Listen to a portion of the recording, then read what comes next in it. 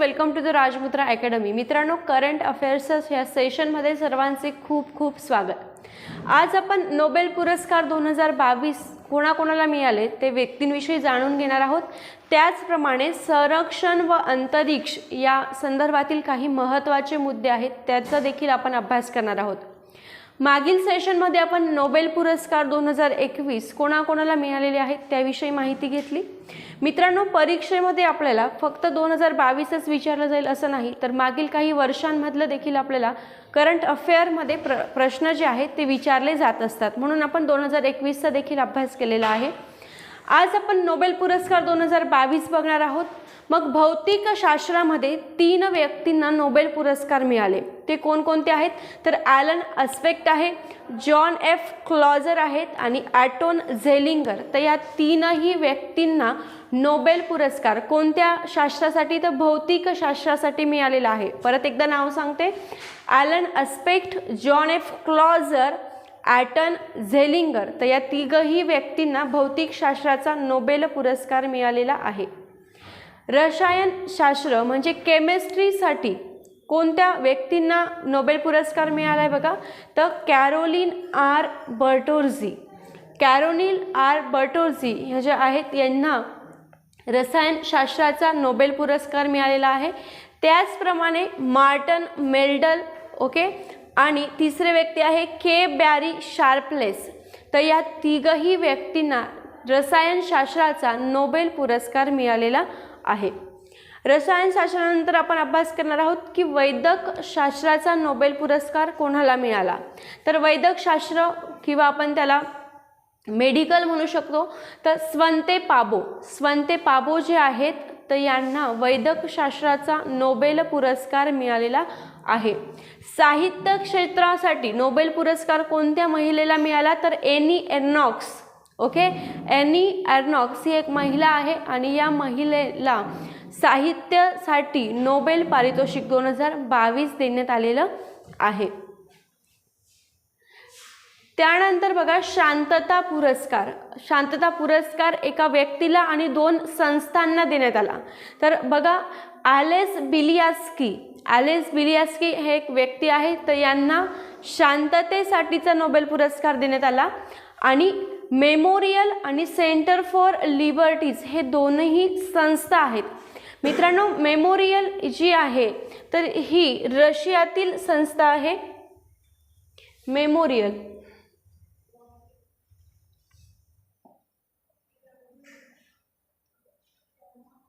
Memorial ही जी संस्था आहे ही कोणत्या देशाची आहे तर रशियाची ही संस्था आहे।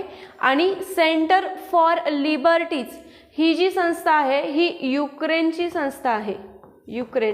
जेव्हा रशिया आणि युक्रेनमध्ये युद्ध चालू होतं तर या युद्धाच्या दरम्यान या दोघही संस्थांनी खूप मोठ्या प्रमाणावर महत्त्वाची कामगिरी बजावली होती शांतता प्रस्थापित करण्यासाठी किंवा शांतता राखण्यासाठी। म्हणून या रशियाची संस्था मेमोरियल आणि सेंटर फॉर लिबर्टीज या दोघही संस्थांना नोबेल पारितोषिक देण्यात आलेलं आहे, ओके। आता अर्थशास्त्रामध्ये नोबेल पारितोषिक कोणाला मिळालं तर बेन एस बर्नांके यांना अर्थशास्त्रासाठीचं नोबेल पारितोषिक मिळालेलं आहे। त्याचप्रमाणे Philip H Dybvig, okay, Dybvig यांना देखील अर्थशास्त्रासाठीचं नोबेल पारितोषिक देण्यात आलेलं आहे, ओके। तर नोबेल पारितोषिकाविषयी आपण बघितलं। पुढे आपण एक छोटासा मुद्दा पुरस्कारांसंदर्भात बघणार आहोत की लोकमान्य टिळक पुरस्कार 2022 कोणाला देण्यात आला।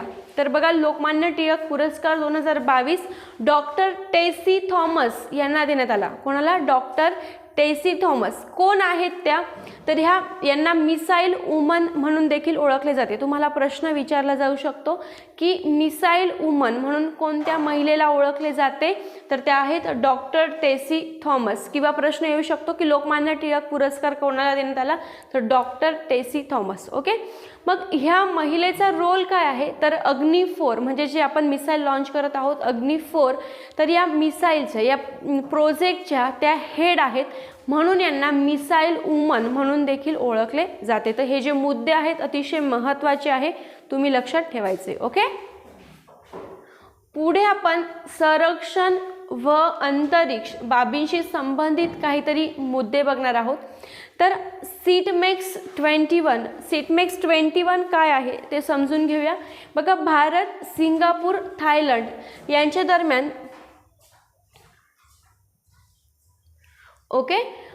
भारत, सिंगापूर आणि थायलंड यांच्या दरम्यान त्रिपक्षी सागरी सराव आयोजन करण्यात आले होते. त्रिपक्षी सागरी सराव आयोजन करण्यात आले होते. प्रश्न विचारला जाऊ शकतो की सीटमॅक्स 21 चे जे सागरी सरावाचे आयोजन करण्यात आले होते ते कोणत्या 3 देशांच्या दरम्यान करण्यात आले होते. तर लक्षात ठेवा, भारत, सिंगापूर आणि थायलंड हे 3ही देशांचं नाव लक्षात असणं गरजेचं आहे. बघा, इंडो पॅसिफिक क्षेत्रामध्ये सर्वसमावेशक सागरी सुरक्षा वाढवणे, तर हा याचा हेतू होता. म्हणजे या सीटमॅक्सचा हेतू काय होता, सीटमॅक्स 21चा हेतू काय होता की जी आपली सागरी सुरक्षा आहे ही सागरी सुरक्षा वाढवणे हा त्यामागचा हेतू होता. आणि कितवे आवृत्तीचे आयोजन थायलंडमध्ये झालेले आहे, तर 3ऱ्या आवृत्तीचे आयोजन जे आहे ते थायलंडमध्ये झालेले आहे. तर हे जे मुद्दे आहेत ते तुम्ही लक्षात ठेवू शकतात. परत एकदा सांगते, सीटमॅक्स 21 भारत, सिंगापूर, थायलंड या 3 देशांमध्ये काय झालेलं आहे, सागरी सरावाचे आयोजन झाले होते. आणि त्याचा हेतू काय होता की सागरी सुरक्षा हा त्याचा हेतू होता.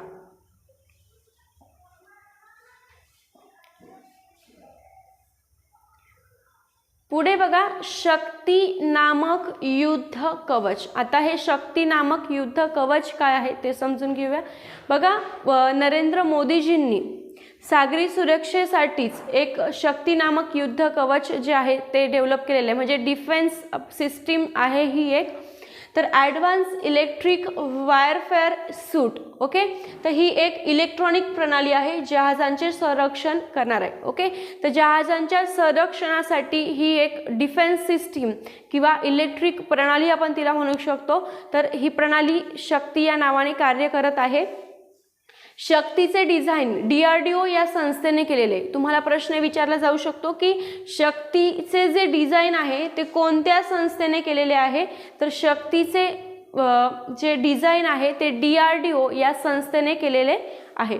बघा, सागरी युद्धात शक्ती हे शस्त्र आधुनिक रडार, टेहळणी, रडारमधील समस्या ओळखणे किंवा पटवणे यांना इलेक्ट्रॉनिक कवच देऊन संरक्षण देखील करते. म्हणजे ही जी शक्ती जी आहे, हे जे इलेक्ट्रॉनिक प्रणाली आहे, तर ते काय करते की रडारमध्ये काही बिघाड झालेला आहे का, काही समस्या आहे का, किंवा टेडहानी करणारे जे दुसरे जहाज असतील जे आपल्यासाठी म्हणजे हार्मफुल असू शकतात, तर त्यांच्यावर लक्ष ठेवण्याचं काम हे जे शक्ती युद्ध कवच आहे तर ते करत असतात.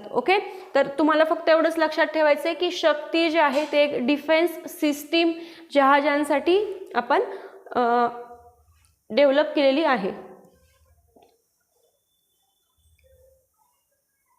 पुढे बघा, झिरकॉन. बघा, झिरकॉन हायपरसॉनिक क्रूज मिसाईल. आता तुम्हाला लक्षात आलं असेल की हे काय आहे, एक मिसाईल आहे. कोणत्या देशाचं आहे हे मिसाईल असा प्रश्न येऊ शकतो. तर बघा, रशियाने देशाच्या उत्तरेकडील युद्धनौकेवरून झिरकॉन या हायपरसॉनिक क्रूज क्षेपणास्त्राचे प्रक्षेपण कधी केले, तर नोव्हेंबर 2021 मध्ये. तर झिरकॉन हे जे मिसाईल आहे ते कोणत्या देशाचं आहे, तर ते रशियाचं आहे. कोणत्या देशाचं आहे, रशियाचं आहे. तुम्हाला प्रश्न विचारला जाऊ शकतो की झिरकॉन हे जे मिसाईल आहे ते जपानचं आहे का, अमेरिकेचं आहे का की रशियाचं आहे. तर योग्य उत्तर तुम्हाला ओळखता आलं पाहिजे. झिरकॉन हे जे मिसाईल आहे ते रशियाचं आहे. कधी झालं त्याचं प्रक्षेपण, तर नोव्हेंबर 2021 मध्ये. त्यानंतर बघा, झिरकॉन क्रूज क्षेपणास्त्र हे रशियाच्या हायपरसॉनिक शस्त्रागारात अवॉंगड ग्लाइड वाहनाने आणि हवेतून प्रक्षेपित करण्यात येणारे किंजल डॅगर क्षेपणास्त्रांमध्ये सामील होईल. तर हा एक्स्ट्रा पॉइंट आहे, तुम्ही लक्षात ठेवू शकतात. पण जास्तीत जास्त प्रश्न हे तुम्हाला असाच विचारला जाईल की तो कोणत्या देशाचा आहे किंवा त्याला पहिल्यांदा कधी प्रक्षेपित करण्यात आले. पुढे बघा, तटरक्षक सराव दोस्तीची 15वी आवृत्ती. आता काय आहे हे समजून घेऊया. बघा, भारत, मालदीव आणि श्रीलंका यांच्यातील द्विवार्षिक त्रिपक्षीय तटरक्षक सराव दोस्तीची 15वी आवृत्ती नोव्हेंबर 2021 मध्ये मालदीवमध्ये संपन्न झालेली आहे. कोणते 3 देश आहेत दोस्तीसाठी? तर भारत, मालदीव आणि श्रीलंका. बघा मित्रांनो, देशांचे नावं जनरली तुम्हाला विचारले जातात. आता सध्याचा पॅटर्न जर तुम्ही बघताय तर देशाचे नावं तुम्हाला विचारले जातात. तर दोस्ती हे जे आहे तर ते भारत, मालदीव आणि श्रीलंका या तिघही देशांचा समावेश त्यामध्ये झालेला आहे. कधी 15वी आवृत्ती कधी आली आहे? तर नोव्हेंबर 2021 मध्ये ते संपन्न झालेलं आहे. कुठे झालंय? तर मालदीवमध्ये. ओके. नंतर बघा, ह्या दोस्तीचं उद्दिष्ट काय आहे? कधीतरी तुम्हाला उद्दिष्ट पण परीक्षेमध्ये विचारले जाऊ शकतात. तर बघा, परस्परातील मैत्री आणखी मजबूत करणे. पहिलं उद्दिष्ट काय आहे? की मैत्री मजबूत करणे. 3 देशांची, भारत, मालदीव आणि श्रीलंका या तिघांची मैत्री मजबूत करणे. त्याचप्रमाणे ऑपरेशनल क्षमता वाढवणे. म्हणजे जर कुठूनही आपल्याला किंवा ह्या तिघही देशांवर काही संकट येत असेल तर ऑपरेशनची जी क्षमता आहे, प्रतिकाराची जी क्षमता आहे ती वाढवणे हे दोस्तीचं मोटो आहे किंवा उद्दिष्ट आहे. त्याचप्रमाणे परस्पर कार्यक्षमतेसाठी किंवा परस्पर कार्यक्षमतेचा काय करण्यासाठी? तर मदत करण्यासाठी. तसेच मालदीव, भारत आणि श्रीलंका यांच्या तटरक्षक दलांमध्ये सहकार्य निर्माण करणे. म्हणजे तिघही देशांपैकी कोणत्याही देशावर जर काहीतरी संकट येत असेल तर एकमेकांना मदत करणे हेच याचे दोस्तीचे काय आहे? मोटो आहे, उद्दिष्ट आहे. ओके. तर पॉइंट क्लिअर आहे. तटरक्षक सराव दोस्ती 15वी आवृत्ती कधी झाली आहे? तर नोव्हेंबर 2021 मध्ये. कुठे झाली आहे? मालदीवमध्ये. मोटो काय आहे? उद्दिष्ट काय आहे? कारण मैत्री जी आहे ती मजबूत करणे, त्याचप्रमाणे ऑपरेशनल क्षमता वाढवणे आणि जर संकट आलं तर एकमेकाला सहाय्य करणे. ओके.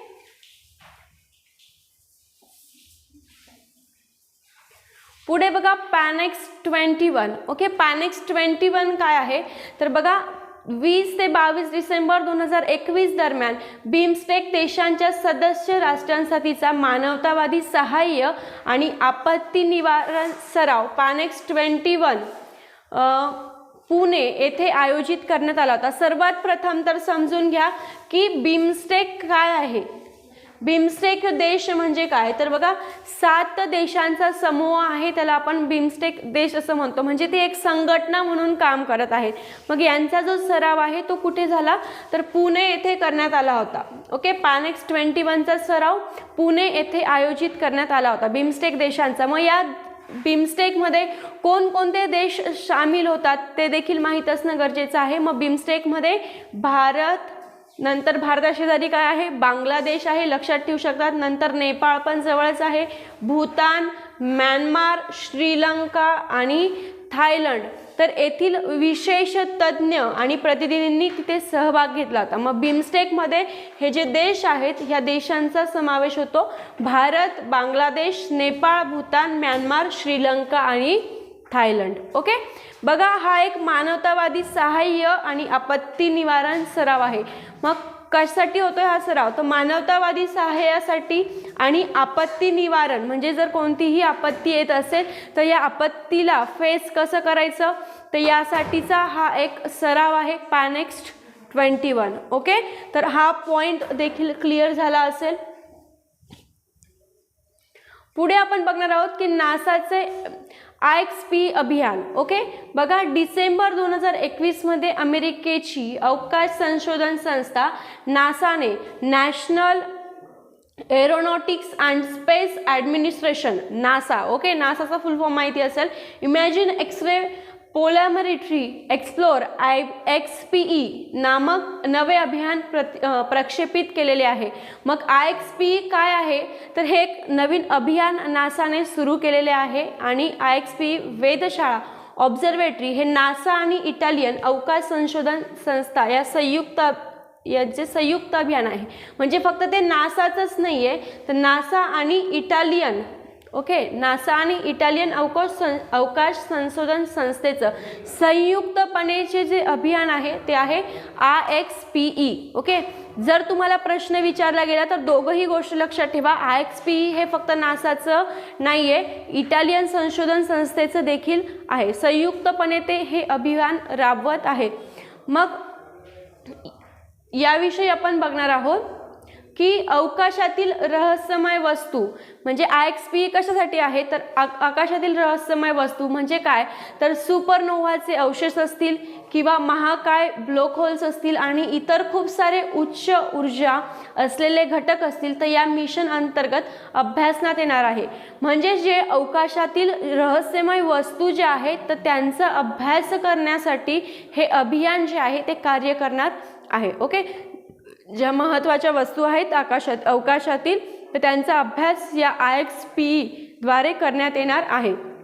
सेकंड बघा, ही वेधशाळा 2 वर्षे कालावधीसाठी पृथ्वीभोवती 600 किलोमीटर उंचीवर भ्रमण करणार आहे. ओके, पृथ्वीभोवती काय करणार आहे, 2 वर्ष काय करणार आहे, पृथ्वीभोवती 600 किलोमीटर उंचीवर परिभ्रमण करणार आहेत.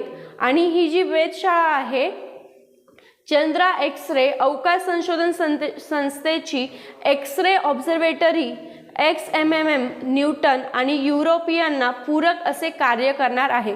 म्हणजे इथे वर्क दिलेलं आहे की आपण जे अभियान बघतो आहे की त्या अभियानामध्ये काय काय कामगिरी केली जाणार आहे. बघा, ही वेधशाळा न्यूट्रॉन तारे आणि ब्लॅक होल्स यांच्यामधून निघणारे polarised X-rays, okay, polarised X-rays जे असणार आहे यांचे देखील निरीक्षण करण्यासाठी मदत करणार आहे. तर हे आपण बघितलं की बघा IXPE अभियानाबद्दल आपण बघितलं की नासा आणि इटालियन दोघांचं मिळून ती एक अभियान असणार आहे आणि त्यामध्ये अवकाशातील रहस्यमय वस्तूंचा अभ्यास होणार आहे. त्याचप्रमाणे 2 वर्ष कालावधीसाठी तर 600 मीटर उंचीवरून ते काय करणार आहेत, भ्रमण करणार आहेत आणि पोलराइज एक्स-रे यांचे देखील निरीक्षण तिथे केले जाणार आहे. म्हणजे ध्रुवीय क्ष किरणे जे असतील त्यांचा देखील इथे निरीक्षण करण्यात येणार आहे. ओके, आता प्रलय क्षेपणास्त्राची यशस्वी चाचणी झालेली आहे. ती कधी झाली बघूया, तर डिसेंबर 2021 मध्ये संरक्षण संशोधन आणि विकास संस्था म्हणजे DRDOने नवीन स्वदेशीपणे विकसित जमिनीवर मारा करणाऱ्या प्रलय या क्षेपणास्त्राची पहिली उड्डाण चाचणी ओडिशाच्या किनाऱ्यावरील doctor APJ Abdul Kalam doctor APJ Abdul Kalam बेटावरून यशस्वीरित्या पार पाडली. पहिला प्रश्न येऊ शकतो की प्रलय क्षेपणास्त्र आहे ते कशाशी संबंधित आहे, तर विकसित जमिनीवर मारा करण्यासाठी. ओके, प्रलय क्षेपणास्त्र महत्त्वाचं आहे.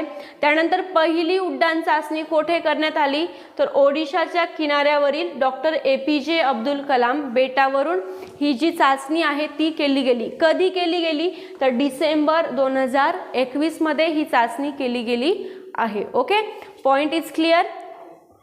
पुढे बघूया, ब्रह्मोस एअरस्पेसच्या मुख्य अधिकारीपदी अतुल दिनकर राणे. ओके, ब्रह्मोस जे एअरस्पेस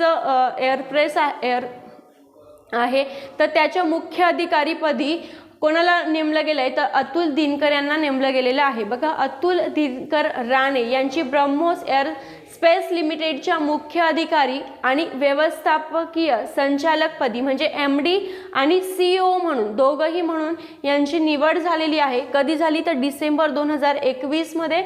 आणि ब्रह्मोस एअरस्पेस ही ब्रह्मोस या मध्यम पल्ल्याच्या रॅमजेट सुपरसॉनिक स्वनातीकृत क्षेपणास्त्राचे उत्पादन करते. कसले उत्पादन करते ती, तर रॅमजेट सुपरसॉनिक किंवा स्वनातीकृत या क्षेपणास्त्रांचे उत्पादन करते. ओके, तर मित्रांनो, आजचे जे आपण पॉइंट बघितले अतिशय महत्त्वाचे आहे. संरक्षण आणि अंतरिक्ष असेल किंवा नोबेल पारितोषिक असेल, आपण एकदा सर्व पॉइंट जे आहेत ते रिवाइज करून घेणार आहोत. म्हणजेच जो अभ्यास आपण केलेला आहे तो तुमच्या परत एकदा लक्षात राहील. ओके, तर नोबेल पारितोषिक 2022 आपण बघितले. भौतिकशास्त्रामध्ये 3 व्यक्तींना मिळालेला आहे. Alain Aspect, John F Clauser आणि ॲटोन झेलिंगर. रसायनशास्त्रासाठी 3 व्यक्तींना मिळालेलं आहे नोबेल पारितोषिक 2022. कॅरोलिन आर बर्टोल्सी, मार्टन मेल्डल और के बॅरी शार्प्लेस. वैद्यकशास्त्राचं पारितोषिक मिळालंय स्वंते पावो, एकच व्यक्ती आहेत. आणि साहित्याचं एनी एर्नॉक्स या लेडीला मिळालेलं आहे. त्यानंतर शांतता पुरस्कार कोणाला मिळाला? ॲलेस बिलियास्की आणि मेमोरियल आणि सेंटर फॉर लिबर्टीज या दोघंही संस्था आहे. ॲलेस बिलियास्की हे एक व्यक्ती आहे, मेमोरियल ही एक रशियाची संस्था आहे आणि सेंटर फॉर लिबर्टीज युक्रेनची. ओके. अर्थशास्त्राचं नोबेल पारितोषिक 2 व्यक्तींना मिळाले, बेनेस बर्नांकी आणि फिलिप एच डायबविक. ओके. त्यानंतर आपण बघितलं लोकमान्य टिळक पुरस्कार डॉक्टर टेसी थॉमस यांना मिळालाय. यांना मिसाईल वुमन म्हणून देखील ओळखले जाते. काय स्पेशालिटी आहे तर ते अग्नी 4 जे मिसाईल आपण लॉन्च करणार आहोत त्याच्या प्रोजेक्ट हेड आहेत. संरक्षण व अंतरिक्ष बाबीमध्ये आपण बघितलं की सिटमेक्स 21 तर भारत, सिंगापूर, थायलंड या 3 देशांच्या दरम्यान सागरी सुरक्षेसाठी हे आयोजित करण्यात आले होते. शक्ती नामक युद्ध कवच विषयी आपण माहिती केलं की या शक्तीची डिझाईन कोणी केली होती? DRDOने केली होती आणि हे इलेक्ट्रिक काय आहे प्रणाली आहे. झिरकॉन विषयी आपण बघितलंय की झिरकॉन जे आहे तर रशियाचं आहे. हे कधी लॉन्च करण्यात आलं, कधी प्रक्षेपण करण्यात आलं त्याचं? तर नोव्हेंबर 2021 मध्ये. तटरक्षक सराव दोस्ती आपण बघितलं. या दोस्तीचे उद्दिष्ट काय होते की जी मैत्री आहे भारत, मालदीव आणि श्रीलंकेमधली ती मजबूत करणे, नंतर ऑपरेशनल क्षमता वाढवणे आणि जर काही हे करावं लागत असेल, काही परस्पर म्हणजे काही प्रॉब्लेम जर क्रिएट होत असेल तर तिथे यांपैकी आपली मैत्री जी आहे, दोस्ती जी आहे तर त्यांपैकी दुसऱ्या देशांनी देखील तिथे हेल्प करणे. ओके. नंतर पॅनेक्स 21 आपण बघितलं. पॅनेक्स 21 तर बिमस्टेक देशांच्या सदस्य राष्ट्रांसाठी काय केलंय? मानवतावादी सहाय्य आणि आपत्ती निवारण सराव होता हा एक पॅनेक्स 21. तर बिमस्टेकमध्ये कोणकोणते 7 देश येतात? भारत असेल, बांगलादेश, नेपाळ, भूतान, म्यानमार आणि श्रीलंका. तर हे आणि थायलंड या 7ही देशांचा समावेश बिमस्टेकमध्ये होत असतो. नंतर IXPE अभियान कोणाकोणाचे आहे? तर नासा आणि इटालियन अवकाश संशोधन संस्थेचं आहे. त्यामध्ये काय केलं जाणार आहे ते देखील आपण बघितलं की 2 वर्ष कालावधीसाठी पृथ्वीभोवती 600 किमी उंचीवरून भ्रमण करणार आहेत. त्याचप्रमाणे अवकाशातील रहस्यमय वस्तू ज्या आहेत तर त्यांचा देखील अभ्यास इथे केला जाणार आहे. ओके. नंतर हे जे प्रलय क्षेपणास्त्र आहे तर जमिनीवर मारा करणारं एक काय आहे? हे प्रलय क्षेपणास्त्र आहे. याची पहिली चाचणी ही ओडिशाच्या किनाऱ्यावरून डॉक्टर APJ अब्दुल कलाम बेटावरून झालेली आहे. ब्रह्मोस एअरफोर्सच्या मुख्य अधिकारीपदी अतुल दिनकर राणे यांची निवड झाली. हा देखील मुद्दा आपण बघितला. ओके.